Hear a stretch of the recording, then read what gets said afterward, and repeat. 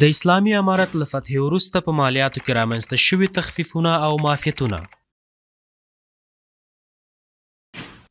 تر فتح وروسته د اسلامي امارت مشرتابه ولس ته د غوره خدمتونو د وړاندې کولو او د هوسا ژوند د چمتو کولو لپاره په بیلابیلو برخو کې سهولتونه رامنځته کړي دي چې یو له دغو سهولتونو څخه د مالیاتو په برخه کې خصوصي سکتور ته مالیاتي تخفیفونه او معافیتونه رامنځته کول دي. په دغه ویډیو کې د خصوصي سکتور لپاره په انتفاعي مالیه کې رامنځته شوي سهولتونه تشریح شوي. انتفاعي مالیه انتفاعي مالیه له هغې مالیې څخه عبارت ده چې په هره ربع کې د اشخاصو د ناخالصو عوایدو له مجموعې څخه د هر ډول کسراتو تر وضع کولو مخکې اخیستل کیږي او د کال په آخر کې د مالیاتو په اظهار پاڼه کې د لګښت په حیث مجرای ورکول کیږي. تر فتح وروسته د اسلامي امارت له لورې د هوټلونو، میلمستونونو او رستورانټونو، روغتیایي، تعلیمي او تحصیلي او د صنعتي سکتورونو په انتفاعي مالیه کې تخفیفونه او معافیتونه رامنځته شوي دي.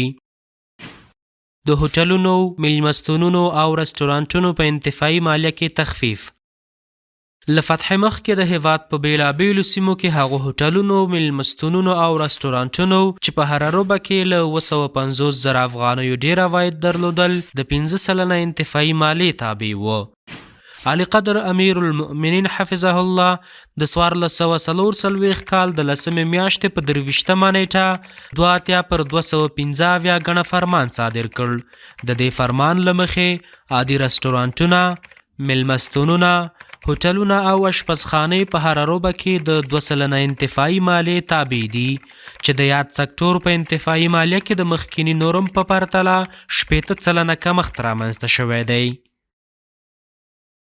د صنعتي او تولیدي سکتور په انتفاعي مالیه کې تخفیف تر فتح مخکې صنعتي او تولیدي سکتور په هره ربع کې د 4% انتفاعي مالیې تابع وو.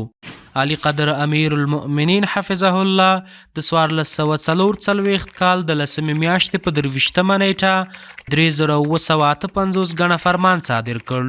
د دغه فرمان پر اساس د صنعتي سکتور انتفاعي مالیه له 4% څخه 2% ته راکښته سوه چې دا د مخکینی نورم په پرتله 50% کمښت دی.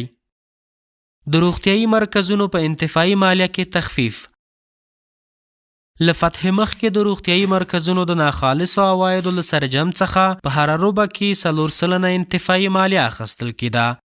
د روغتیایي سکتور د ملاتړ او پیاوړتیا په موخه د ریاست الوزرا عالی مقام د 1445 کال د 4 میاشتې په 9 نیټه د 18 غڼه حکم صادر کړ.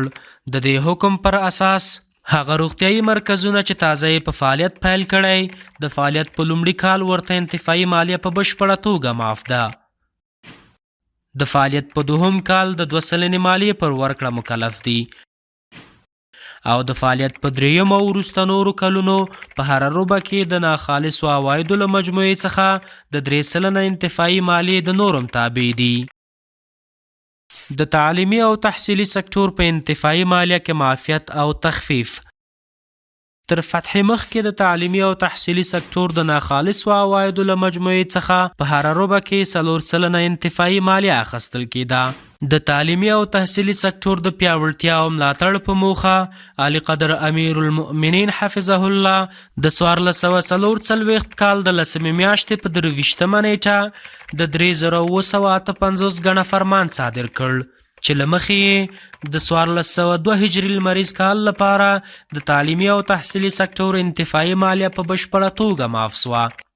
وروسته بیا علي قدر امیر المؤمنین حفظه الله د 1440 کال د 6 میاشتې په 23 نیټه د 449 پر 1900 غڼه فرمان صادر کړ چې له مخې د یاد سکتور انتفاعي مالیه له 4% څخه 2% ته راکمه شوه، یعنې د یاد سکتور په انتفاعي مالیه کې 50% کمښت رامنځته شوی دی. مثال: الف پوهنتون په لومړۍ ربع یعنې حمل، ثور او جوزا میاشتو کې تر 15 میلیونه افغانۍ عواید لري. د مخکینی او اوسنی نورم په اساس یې انتفاعي مالیه سنجوو. دا چې تر فتح مخکې تحصیلي او تعلیمي سکتور د 4 سلنه انتفاعي مالیې د نورم تابع وو، نو عواید چې 15 میلیونه افغانۍ وو د انتفاعي مالیې په نورم کې ضربه وو چې پخوانی نورم 4 سلنه وو چې حاصل یې 200 زره افغانۍ کېدلې. 15 میلیونه ضرب 4 سلنه مساوي 200 زره. د وروستي فرمان پر اساس د تعلیمي او تحصیلي سکتور انتفاعي مالیه 2 سلنې ته راکمه شوې ده.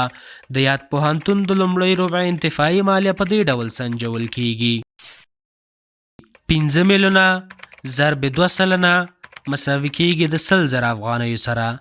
یعنی یاد پوهنتون په ذکر شوې ربع کې د 100 زره افغانۍ مالیې پر ورکړه مکلف دی. د عوایدو لوی ریاست د خصوصي سکتور د پیاوړتیا په موخه د مالیاتو په برخه کې د اسانتیاو د رامنځته کولو هڅې روانې ساتي. زموږ مالیه، زموږ هیواد، زموږ راتلونکی.